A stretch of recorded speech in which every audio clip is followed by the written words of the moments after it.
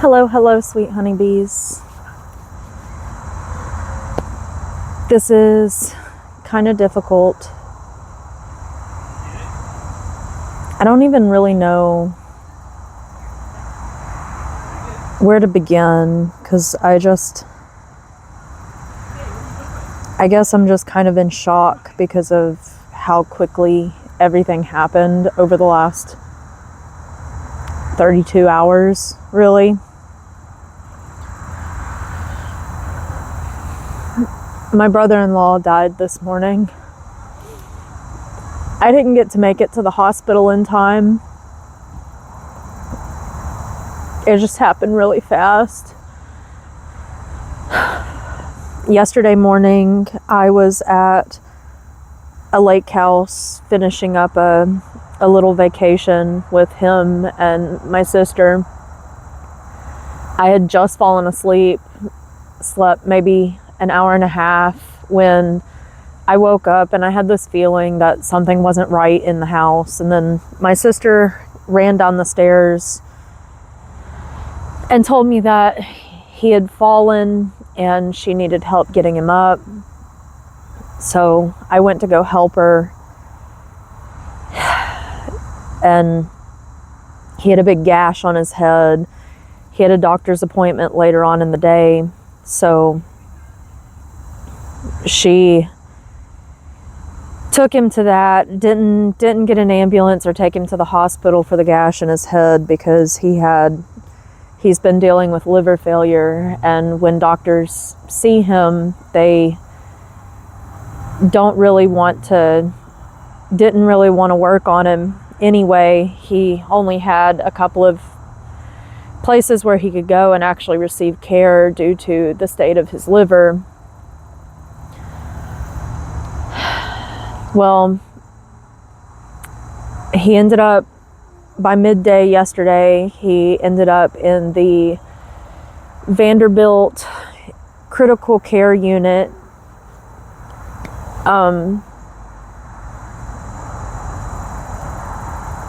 It wasn't looking good. Yesterday morning when they left the lake house, it wasn't looking good. He was really yellow, and I just had a feeling that it wasn't good this time. I mean, it hasn't been good, but it just felt different this time. I went and spent the day with my grandmother because she's also in a transitional care facility right now. She's also not doing good.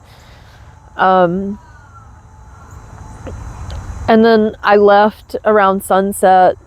Since I didn't sleep the night before, I really needed sleep. I fell asleep. My phone was on silent, and so I didn't get my sister's phone call last night that my brother-in-law had been put on comfort care only, and he was in septic shock with his organs beginning to shut down. I woke up early this morning because I have a monthly poetry event that I attend, and I had planned on going to that, but I decided I would just get ready, stop by the nursing home, let my grandmother and her husband know what's going on with my brother-in-law because they asked me to let them know. And then I was just going to go to the hospital, say goodbye, be there for my sister, but I didn't get a chance to get up there in time. I went to the nursing home and then went to get gas, and right as I go to get out of my car to get gas, my sister tells me that he's almost gone, and while I'm getting gas, she tells me that he's gone. I just started crying at the pump, and this woman walking by turned around and she's just like, I just wanted to let you know you're beautiful, and I don't know what you're going through, but don't let anybody bring you down. And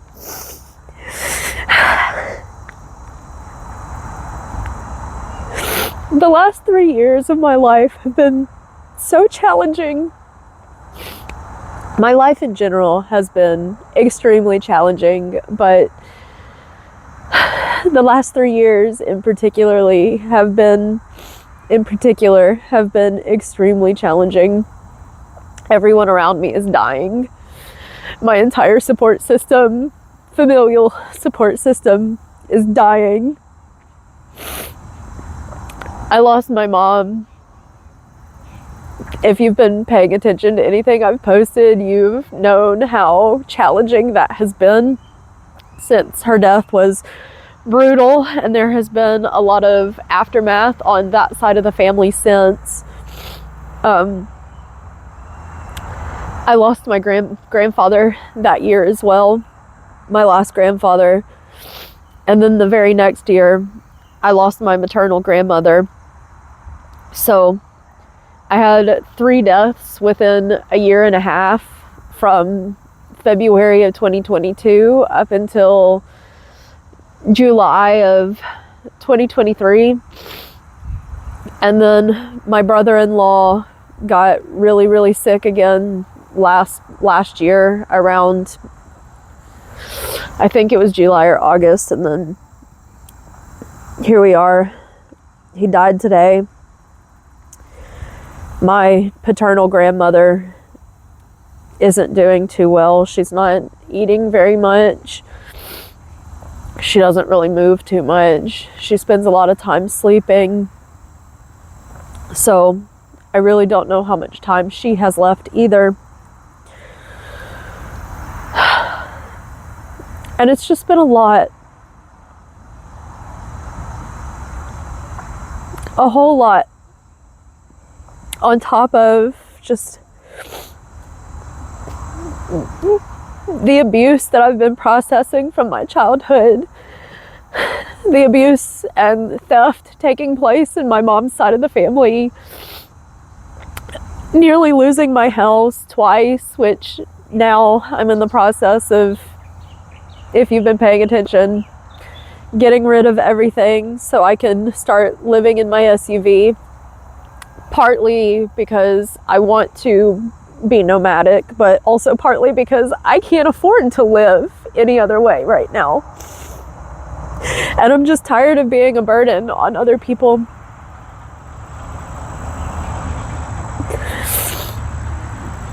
I had recorded videos while I was at the lake house with my sister and my brother-in-law, because it was truly a magical experience, and I'm really glad he at least got that time away to sit in some sunshine, have a beautiful view of this lake before all of this happened. I'm very grateful for that, and I'm also grateful that he's no longer suffering.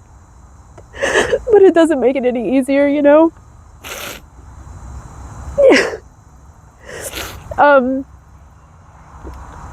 I was planning on editing those videos over the next couple of days so I can share them. I don't really have like an ending closing out the trip or anything, because the trip ended with him falling and me having to help with that. So I just have the points leading up to that I'll share. This really elevated mood that I was in, feeling very grateful for the experience. I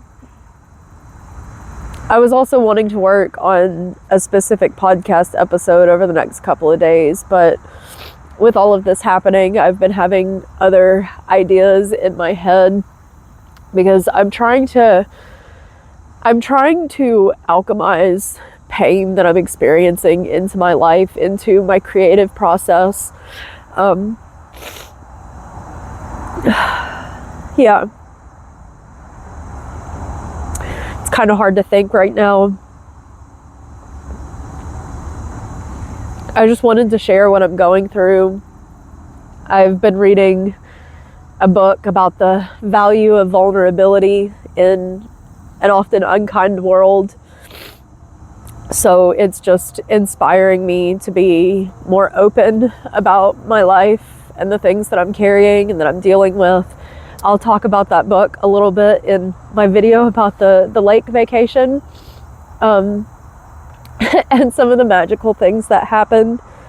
I talked about it in an episode I released on my podcast recently too, talking about vulnerability and how I haven't really been doing too well mentally with the things going on with my mom, how alone I feel. It's just this massive burden that I can't release because there's no truth, there's no justice.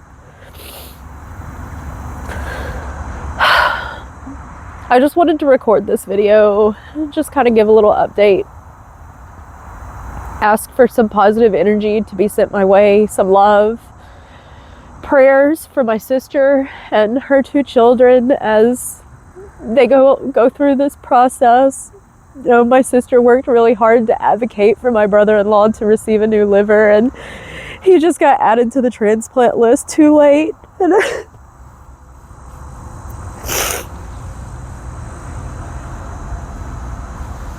And it's just really hard. He was a really nice guy.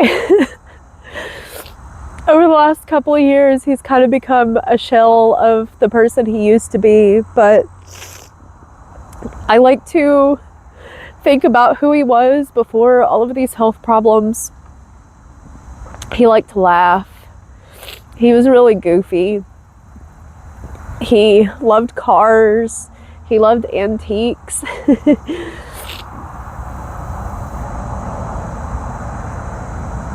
I'm gonna miss him a lot.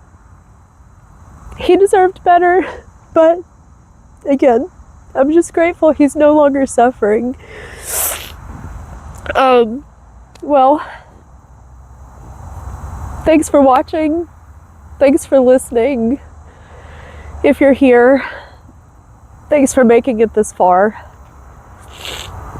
I'm very grateful that you're here, and I love you so much. I hope you have an absolutely wonderful day, and till next time, bye. I forgot to add one more thing that's incredibly important that I wanted to say. I guess I kind of neglected saying it because I have this aversion, but be sure to tell people how much you love them every chance that you get, because not a single moment of our lives is a given, and things can be taken away from you at any point in time, and you don't want to live with the weight of regret that you didn't tell the people you love that you love them enough. I have carried this kind of aversion in my life to telling people I love them. I know I say it on here, but when it comes to my close personal relationships, it's really hard for me to say that because of my upbringing of, you know, being taught that like love is abuse. So it's kind of turned that love word into a dirty word for me. But having that aversion has just created more pain in my life, because I definitely wish I would have told my brother-in-law that I loved him more than I did. And yesterday, as they left the lake house to take him to his doctor's appointment, I just kept telling myself in my head, tell him you love him, tell him you love him, because I knew things weren't right. And I didn't get I didn't do it. I didn't listen to myself. I didn't trust myself. I let the fear take hold of me. I let the uncomfortableness control me. And I didn't get to say goodbye to him in person. So that's something that I have to carry. And I have to accept that I made that choice. I didn't say it when I wanted to, and it's not a good feeling, and it's not something that you want to live with. You know, say I love you as much as you can, even to the people that wish you harm, because honestly, those people are the ones that need it the most. And the world needs more love, even if it feels uncomfortable at times. Yeah, I just wanted to add that.